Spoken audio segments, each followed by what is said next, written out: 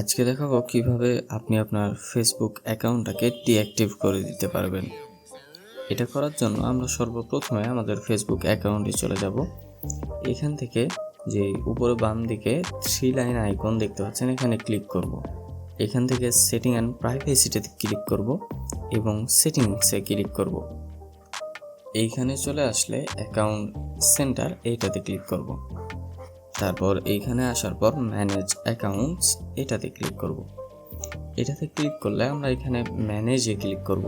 এরপর উপরের অপশনটা ডিঅ্যাক্টিভেশন অর ডিলিটেশন এখানে ক্লিক করব। সো এবার প্রথমের অপশনটা হচ্ছে ডিঅ্যাক্টিভ অ্যাকাউন্ট, নিচেরটা হচ্ছে ডিলেট অ্যাকাউন্ট।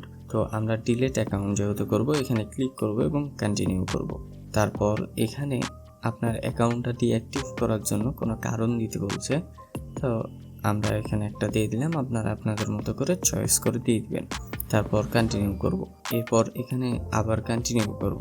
তারপর নিচে এসে আমরা এখান থেকে আবার কন্টিনিউতে ক্লিক করব।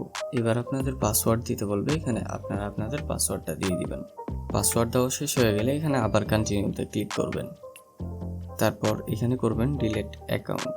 এখানে আরেকটা জিনিস বলে রাখি, সেটা হচ্ছে যে আপনি যদি 30 দিনের মধ্যে এই আইডিটা লগ ইন করেন সেক্ষেত্রে এই আইডিটা ব্যাক চলে আসবে, কিন্তু 30 দিন অবধি যদি আপনি এই আইডিটা না লগ ইন করেন সেক্ষেত্রে এই আইডিটা আর কোনো দিন ফেরত পাবেন না।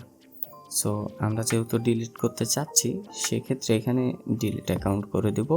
আমাদের আইডিটা এখন এখান থেকে লগ আউট হয়ে গেল, মানে আমাদের আইডিটা ডিলিট হয়ে গেল। ওখানে আমার পার্সোনাল কিছু আইডি আছে, এই কারণে আমি দেখাতে পাচ্ছি না। সো আজকে এই পর্যন্তই। ভালো থাকবেন, সুস্থ থাকবেন।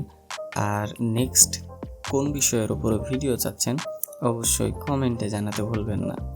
আসসালামু আলাইকুম।